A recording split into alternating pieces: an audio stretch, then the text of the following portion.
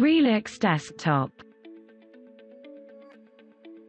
As of ReluxDesktop 2020.1, it is possible to select Luminaire data and room elements in the output and have the luminaire and sensor positions shown in a clear manner on the floor plan.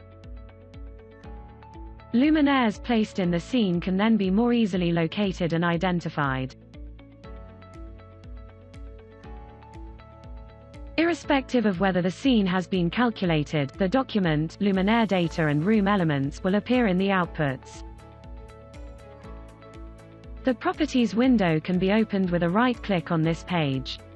After selecting and confirming the box, Show Floor with Luminaire Positions, a graphic will appear depicting the outline of the room and the numbered luminaire positions. The number corresponds to the number in the first column of the luminaire list, thus permitting easy allocation of the luminaires. In the same Properties window, a space-saving display can be selected via the sub-entry, Scale Drawing area.